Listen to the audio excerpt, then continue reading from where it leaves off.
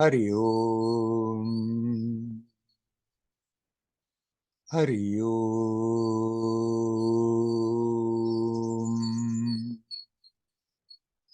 Hari Om.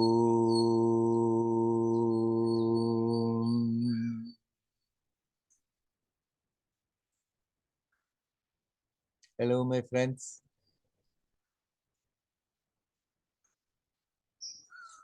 There is a peaceful joyousness. It's simply here. It's there. It need not be produced. This is a part of the essence, an aspect of the essence.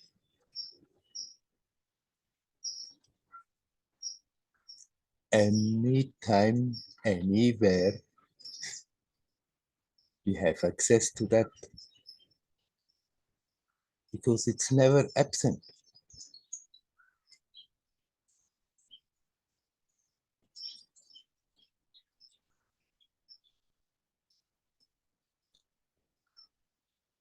Then why are people always suffering?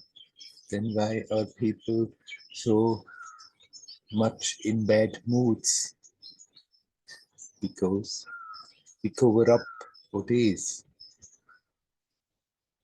We create all these barriers, put the attention on that level, stuck on the mental level, rising and falling with our moods, not being aware that prior to that, behind all that, there is that essence, and an aspect of it is that peaceful joyousness. There is a mood, joyous mood, and that also changes. It can rise to a tremendous ecstasy. It has a peak, it comes down.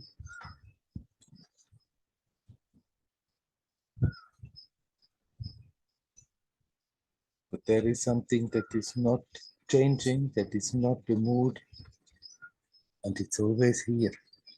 We can access it if we look in the right place, if we stop being identified with all the thoughts that we are thinking, with all the emotions that are coming along with the thoughts, with all the sensations we are identifying with, there's something prior to all that. Something, I'm not calling it bliss, because the word is somewhat misused often. I prefer to call it a peaceful joyousness.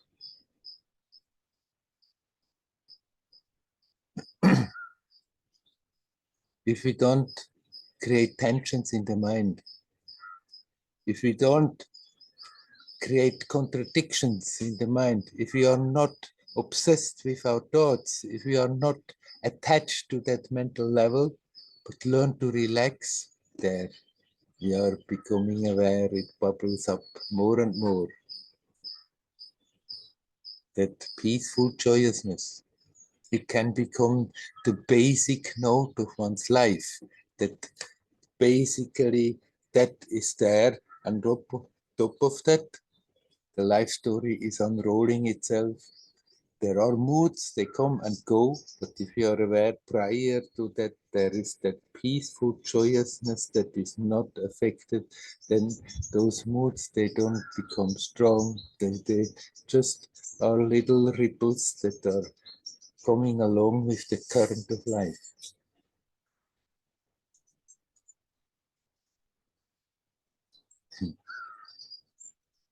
Recently, somebody in a satsang asked me, but you are talking about suffering and how to remove suffering, but how can you talk about suffering? You seem to be always joyous.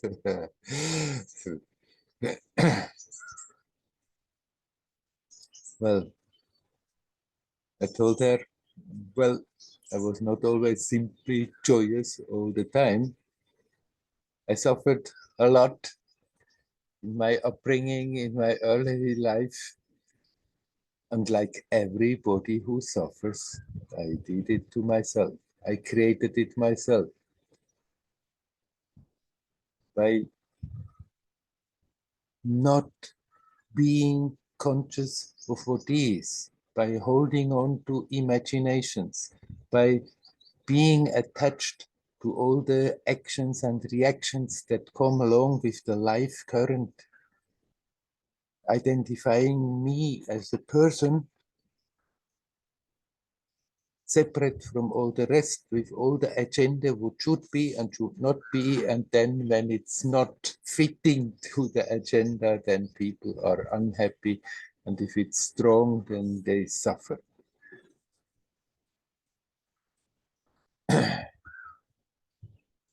Actually, I told her, yes, I do it, no suffering, and like everybody who suffers, it was because of my own stupidity and my own self-importance that I suffered. Then I learned not to do that anymore, and I'm not intending to ever start again. It doesn't mean after that life is just a stream of pleasant experiences. Sometimes it's very pleasant, sometimes it's less pleasant, sometimes it's downright ugly, but we are confronting the situation.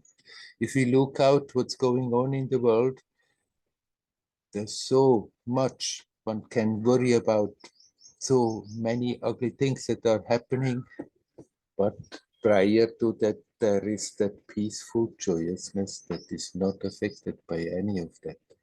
Make that in your home. Dive back home into your own self, in that sense of presence. In the beginning, we may not be immediately aware because it's fleeting.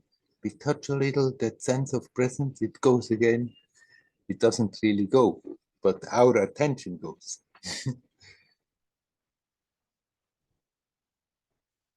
But the more you are really diving in that, the more it starts to bubble up. And as the time is passing, the intensity of that experience becomes stronger and stronger.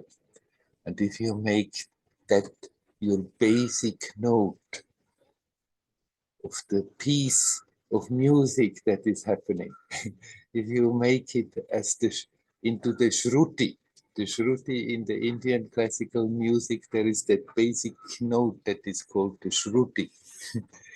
If you make that peaceful joyousness in your shruti, then things will not affect you. The circumstances will still change from pleasant to unpleasant. The moods, superficial moods, will change, but they don't become strong because your attention is not getting hooked into it. We are not identifying with it. They come, they go, they don't leave a trace because there is that awareness, that certainty, there is that pool of peace. There is that joyousness of existence that is simply there and cannot be affected by anything that is happening. Let's live like this. Let's make that in our basic note, and then we can go about it playful, joyously, no matter what is happening. Even if we face adverse circumstances, we accept them, we deal with them. If we can, we improve them. If not, then we let them just pass. As they came, they pass. But you are unattached, unconcerned, and yet totally aware of what is happening.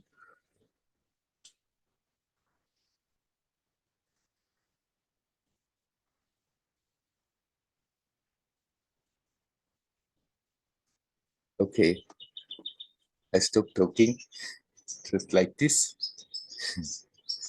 I'm asking you, my friends, is there anyone who would like to come in and say something? You're welcome to do so.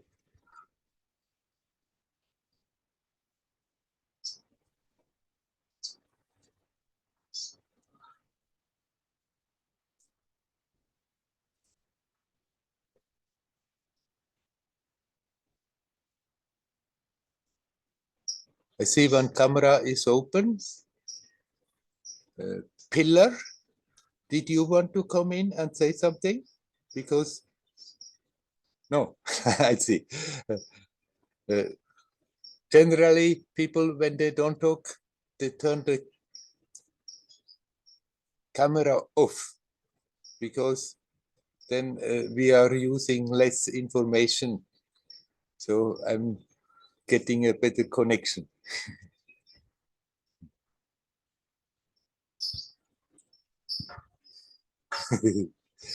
Is there anybody else who would like to come? You're welcome.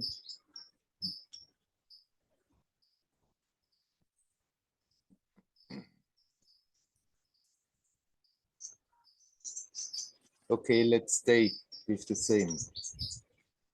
In context, with the present, with the situation of in this world, with the way people feel, with the way people act. There is such a pressure there, and it has slowly increased. And I see with astonishment that people are not aware how much more everybody has the tendency to be a bit in a subdued mood,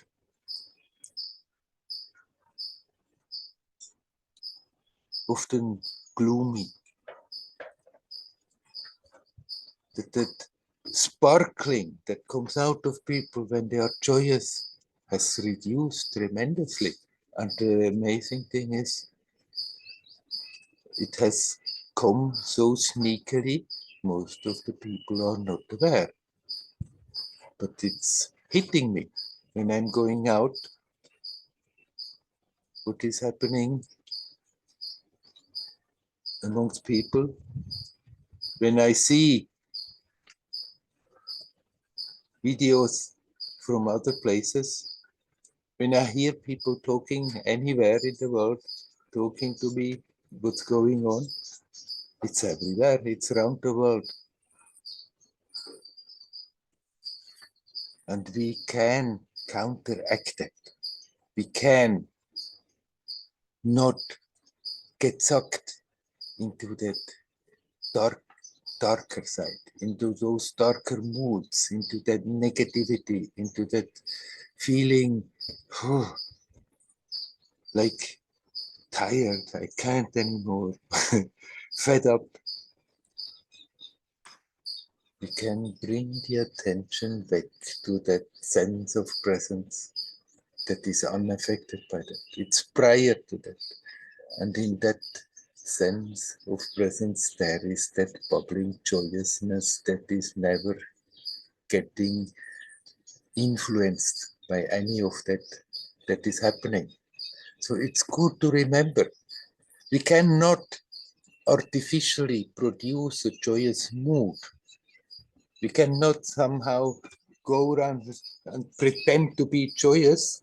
People sometimes do pretend to be joyous, and you feel it's all a show, it's wrong. There is a boiling tension behind that. We need not produce that joyousness. We need not produce some joyous mood. We just can come back and see, oh, there is that pool of peace and joyousness that is not affected.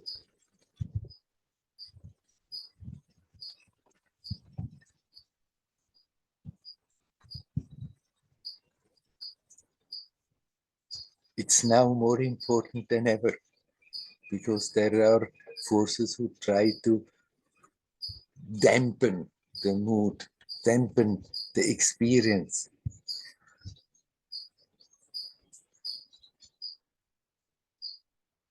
Many, many people have the feeling, oh, there were some troubles for some time, but it's over, it's all back to normal, and not being aware that they themselves have changed, that they are much more in a somber mood than they used to be. It's amazing to observe, but it's happening all the time, and it's everywhere. But we can break through that. We can cut through that. Come back home here now, and let go in that, relax in that, and then that inner beauty, that inner joyousness comes out and manifests in our experience and radiates, and actually is influencing also those who are around. So it's not only for yourself, it's like a great service that you can do to the world by becoming naturally joyous, by becoming yourself, by not letting be pulled into that present strong current of being a bit just diminished, fed up.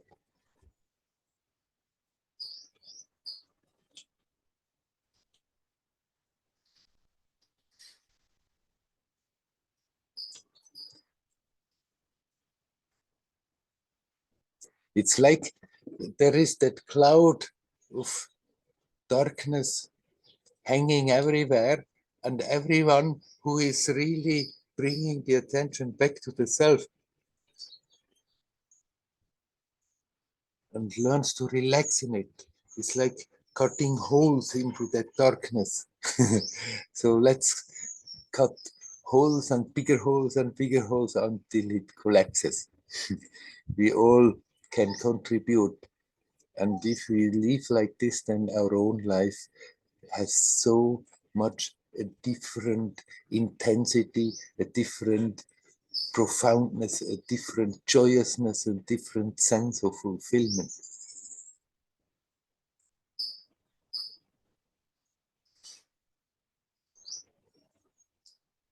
Okay, there I'm going again, on, and I'm asking, is there anyone of you who would like to say something? You're welcome.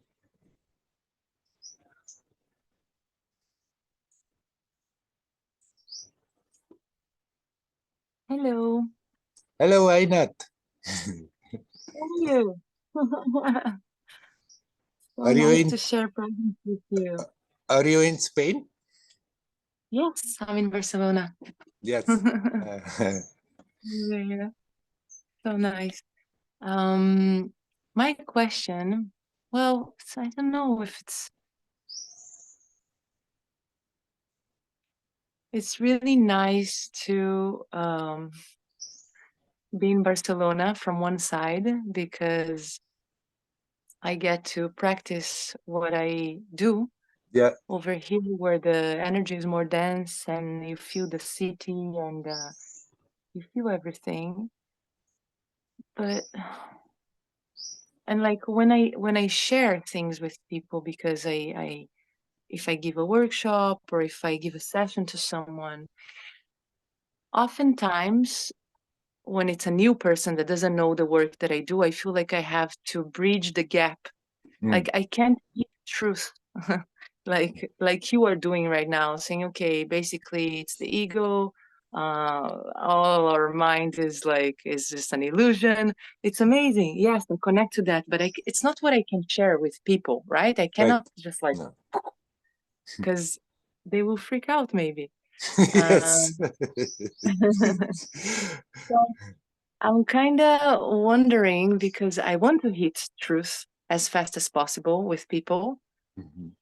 But yeah, I don't know if it's a question actually, or just maybe you could expand on that, on how, on the way to truth, on several layers that you get Right. to in order to get through to people. Yeah. Right. Of course, if somebody has never heard anything like that, and you tell them your mind is all an illusion and stuff, they think, hey, you Yeah. are nuts. Just be centered in yourself, relaxed in yourself, as natural in yourself as you can. And then in a way, it's happening all by itself when you're dealing with people that you are adjusting to what they are open to. That that you then touch them, talk to them on their level, where they are, where they feel, where they think. And so gently, slowly can stir it in a good direction. That is much better that that in a way that heart contact is there. And then slowly when that response comes from the people, then you can help them to look a bit in the good direction that they can work themselves out of their problems. But that you connect with people, that you are open to them, empathic to them, is more important than telling them great philosophies. For sure. I mean, I think now that I'm thinking of it, my problem is not on one-on-ones because then I can really feel where the person is. My Yeah. problem is actually when I'm in front of a group where Mhm. there's people from different levels Right, right. of yeah. And then, well, you be yourself and be natural, and then let it spontaneously come out, and then you cannot do it right for everybody all the time. If Yes, some people think exactly. that this is not for me, they may go away, and okay, then that's also okay. But those who are touched, they will come again, and then something can grow out of it. But it's not that you can find some magic trick that after that you can satisfy everybody in a group. Yeah, you're right. Yeah, Yeah. I think that's thank you for pointing that out because I think this is the biggest thing that is getting me. This question is coming out of a pain of I everybody needs to connect with it. It Mhm, has to be good for everybody. mhm. So absolutely. Thank you. Just be natural, be spontaneous, and then people connect easier. But some people will just not necessarily resonate with what you are doing, with what you are talking. And then that's right, they find their way somewhere else. Thank you. You're welcome. Lovely sharing presence with you. Thank you. Thank you for coming. Hario. Hario. Is there anybody else who would like to say something?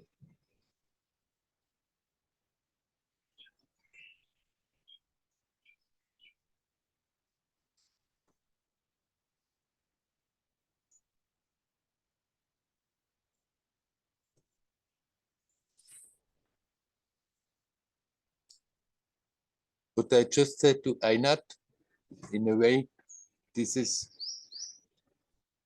this is true in all life situations.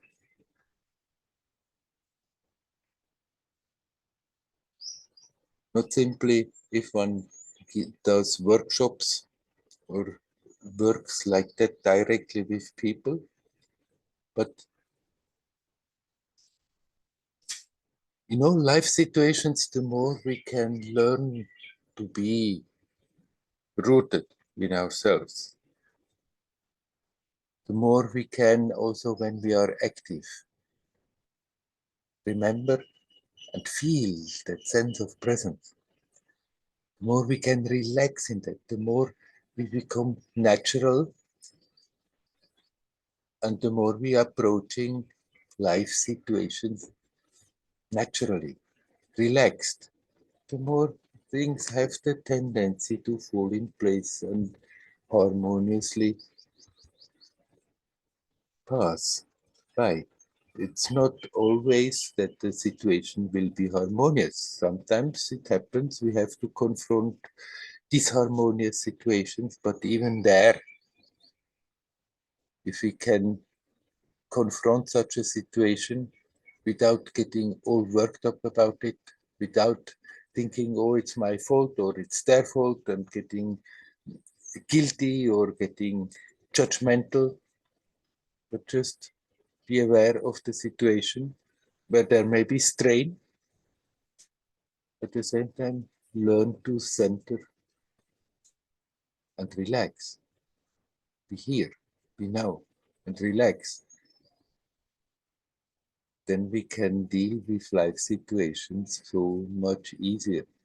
Then that fear also is disappearing, that maybe I'm not going to do it right before something comes, that fear, something, if I'm if I'm doing this and I'm doing that, is it going to be all right? Just be natural.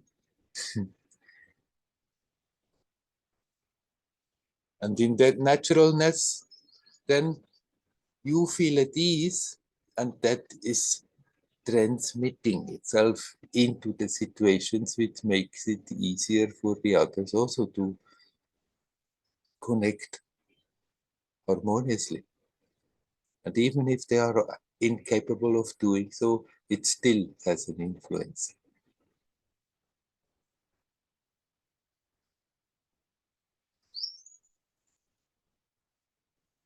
People spend so much time before something is happening. Ooh, am I going to succeed? Am I going to do it right? I hope I'm going to do it right.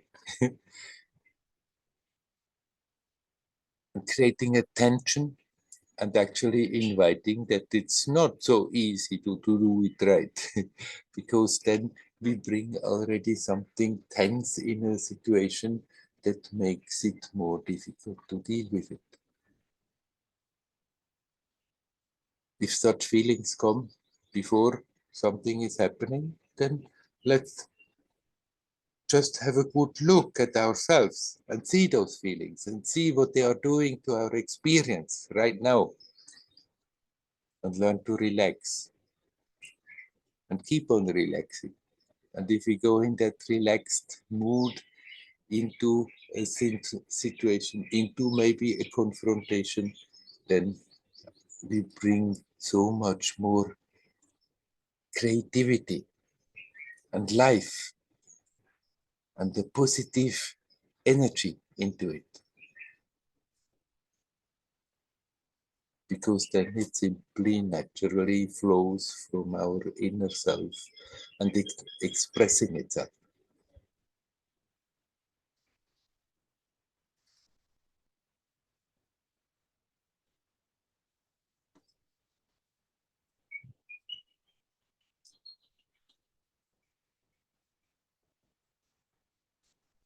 I'm asking again, my friends, anyone who want to come in to say something? And now there are two simultaneously. Yeah, hi. Hi, Leila. So I wonder about what you just said now. What I experience is that the outside events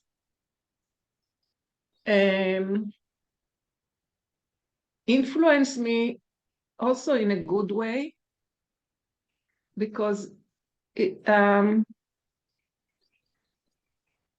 so crazy around that it makes it very clear for me when it's okay.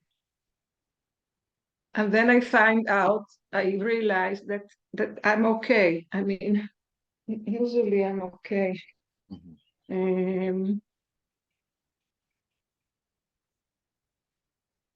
Is it clear, or should I continue? Yes. Shall I say something, or do you want to continue? No, I think if it's clear to you, then yeah, just like I feel somehow I'm doing better between me and me.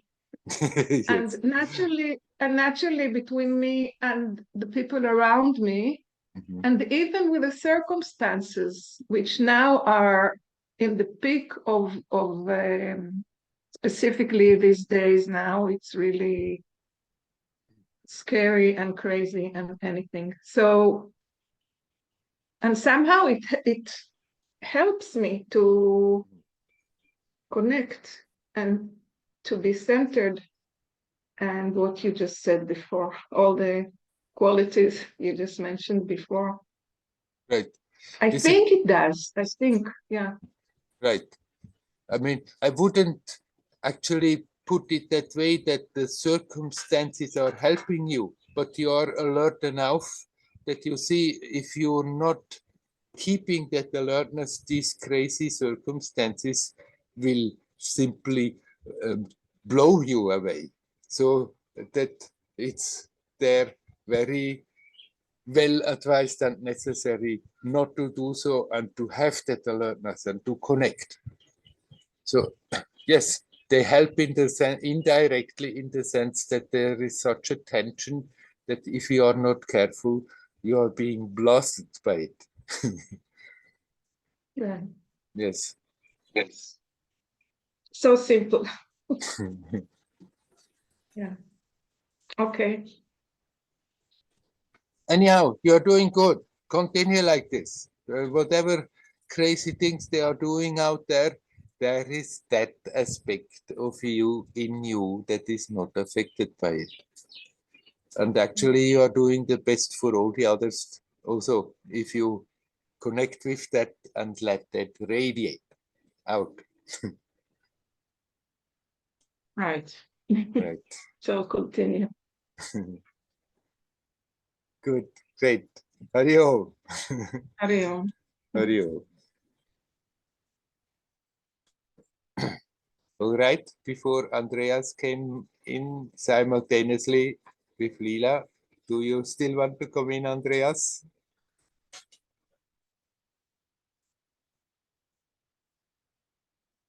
Oops, he seems not. Ah, there he is. Hello. Hello, Andreas. Can you talk a little bit more about the importance of the body? Because I realized that a lot of you always say like you should relax your legs, and sometimes it seems quite impossible for me, or I try, but sometimes it doesn't go very far. And I also realized that how much time I spend just in my head, in my thoughts, and not in like feeling or sensing. And to I believe I should use this more to come to the present. So maybe say something to that. Right. Thanks. Actually, it should be natural. It should be natural that we just give the impulse and it's relaxing. But we have learned not to be natural, not to be alive very harmoniously. As you say, I'm too much in my head, and this is not a natural condition, but it's something that is very common. And so we have learned to be like this. If you watch an animal, they may be in big action, but then they stop, they lay down, and naturally, they are just relaxed. And we are also mammals. It should be the same thing.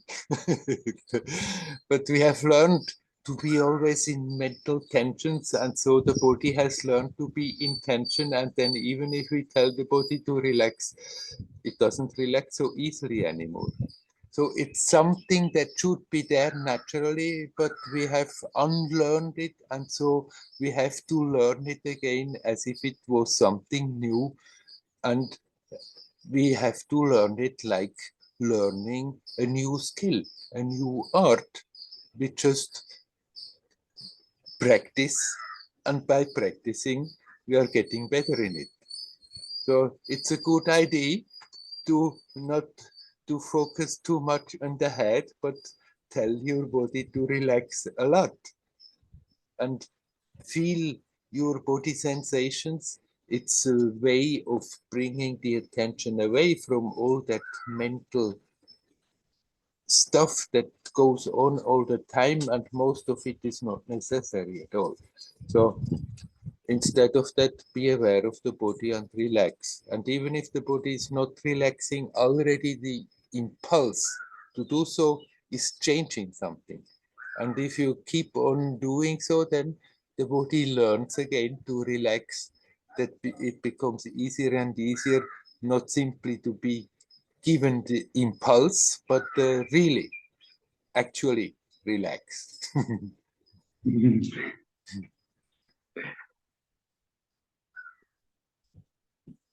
Sometimes I feel tense because I'm carrying. It feels like I'm carrying the responsible for my own uncle, who's getting more and more dementia. Yeah. And confused, and he lives like 30 kilometers away from me, and he's alone all the time. But I don't want to drive there every day, or maybe twice a week is okay. But it still feels like it somehow feels like a burden. Yeah. And this makes me tense. But the burden is mainly in the mind. I know. The driving there, you can be very relaxed driving there. And then dealing with him may sometimes be a bit confrontational, as he has his character and is not more so clear. But if you are relaxed, then you don't resist against the fact that he is the way he is. Then you go already with the idea, okay, if he starts to say funny things and not nice things and maybe shouts, then that's how he is. But I need not get sucked on that level. But if you after that keep it in your mind and think, okay, I'm trying to help him and he's not nice to me, and that turns around, then it becomes heavy. And all those doubts that are there, that it's the thought that it's a burden in itself makes it heavy. If you have, and obviously you have decided to do so, otherwise you would just decide, okay, I'll give a shit and I'm not doing it. But you have decided that you do so. Then accept that along with that decision comes certain action. And if you are not resisting against the fact that this is involved, then it stops being such a burden. Sometimes it may still be tiring. Okay, then you relax again and you recover again. But you won't feel that mental burden if that mental resistance goes. On one hand, deciding to do so, on the other hand, resisting. Yes, I do so, but I don't really want to do so.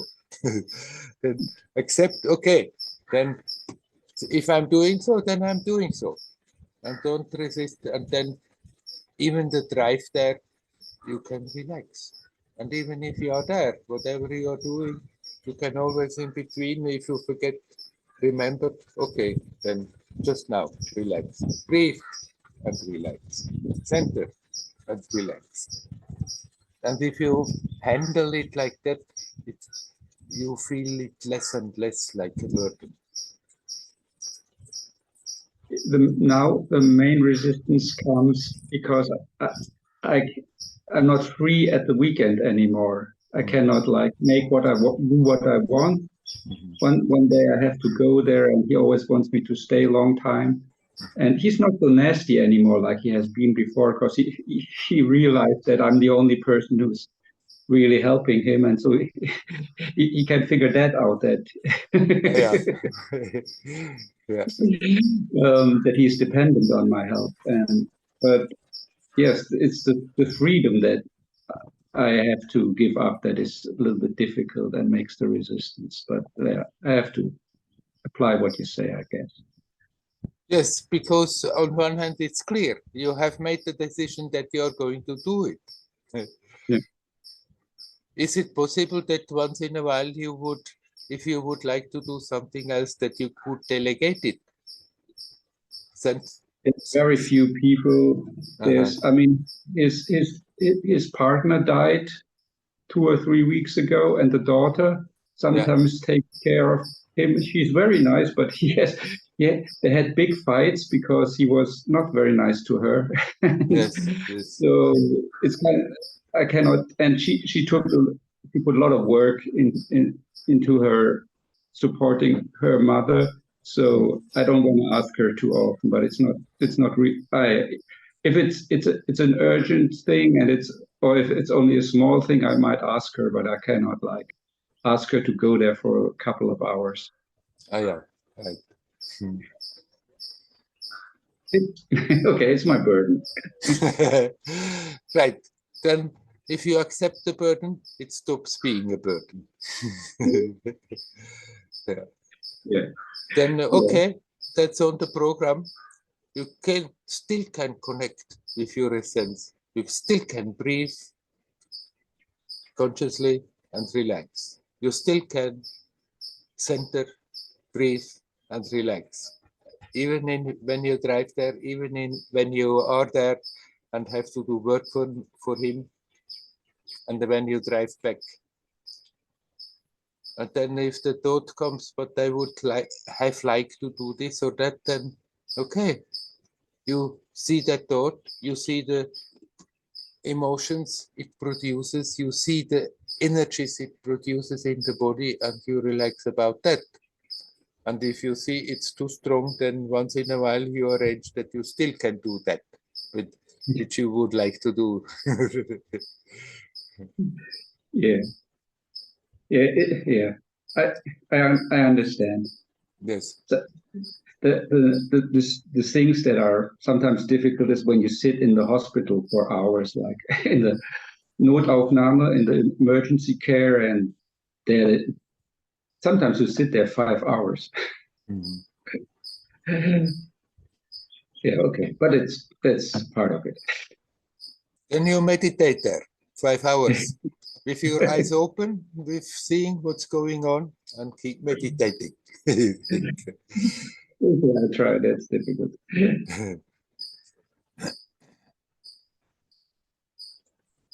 In these situations, there you can go about it in many different ways, but for me it has been really a godsend help that I started to get the idea though to just redirect the attention to the breath and breathe consciously. Learn in such boring situations that one is rather in tension, like sitting in a long time in a waiting room with a crowd, then the mind may go off again, and then when you become aware, bring the attention back to the breath.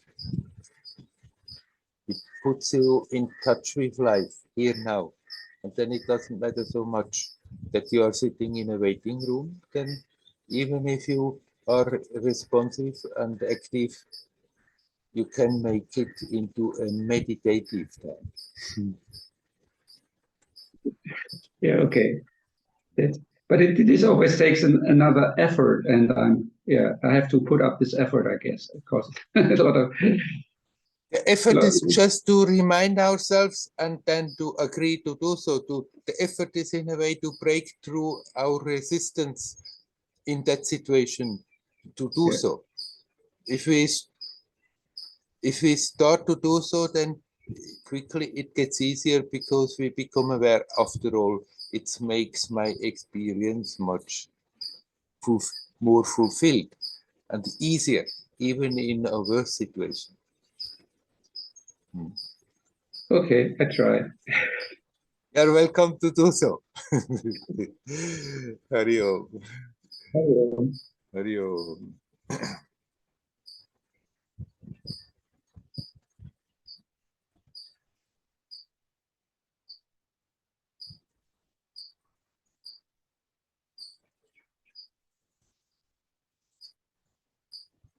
Is there anybody else who would like to come in and say something? Werner, Hello, Nelly. I want to share. Yesterday, I saw in myself how my mind creates difficult and tensions from many small things. I see that I still didn't grow from my fear to not to understand something, not to be capable enough to be smart. I had to do some technical things yesterday. So from my mobile, I had to go to some sites and to send some documents to make out how to, how to do that. And I had to call to some agencies and to find some information and so on. And I got some, yes.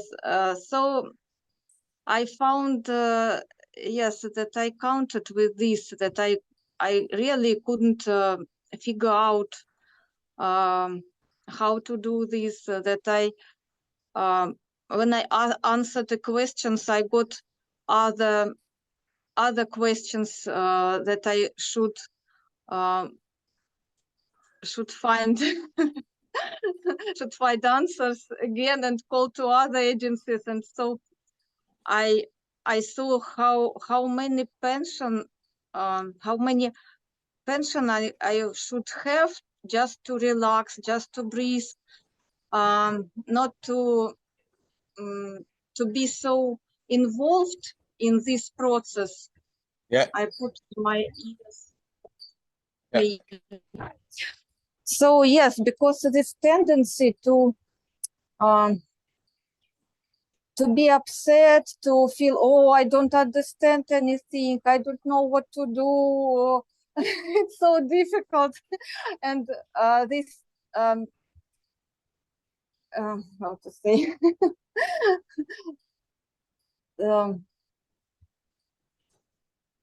resistance.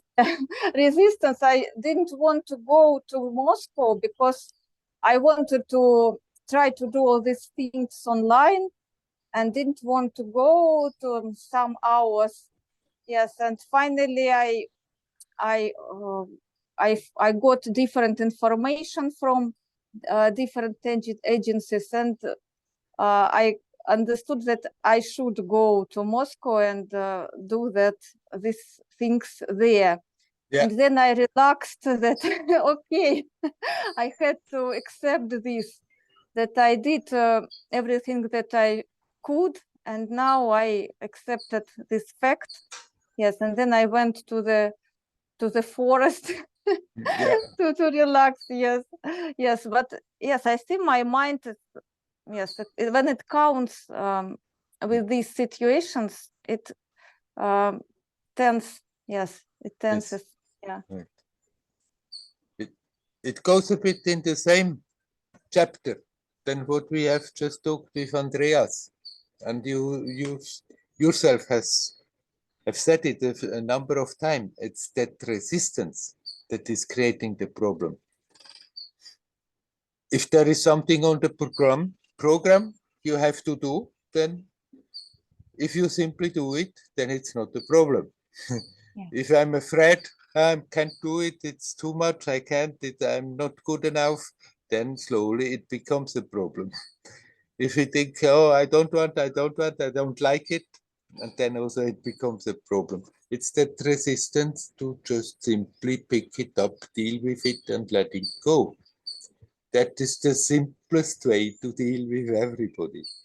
And the simplest way is with everything, with everybody or everything.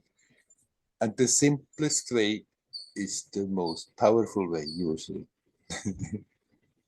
So, but after all, you see what is happening. It's not, most of the people do that, what you are describing all the time, and they have no idea that they are doing that. So it's very good that you are aware that this is happening, that although basically you know better, the old habit still comes, and these mechanisms put their head up, that you're scared maybe not going to be good enough, you are having worries about this or about that, or then you simply don't feel like, oh, I want to do it, it's not what I want to do, but still you know that you will do it because you decided to do so. It's that resistance that we are creating, that we have gotten used to do in a lifetime of upbringing, that everybody is doing that all the time, and we also doing that. So when you see it, that mechanism, when you are fully aware that mechanism is there and is handicapping you again, then for a moment, if possible, in the external situation, just stop and look at it and say, okay, it's there again. That old habit that makes everything heavy and difficult.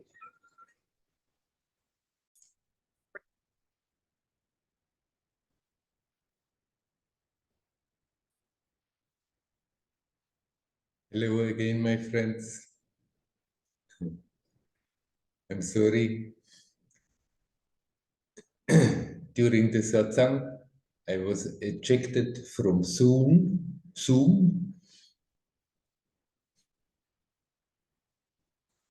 And then when I finally could come in again, I didn't check whether the recording was still on. So the second part of the satsang is lost, has not been recorded.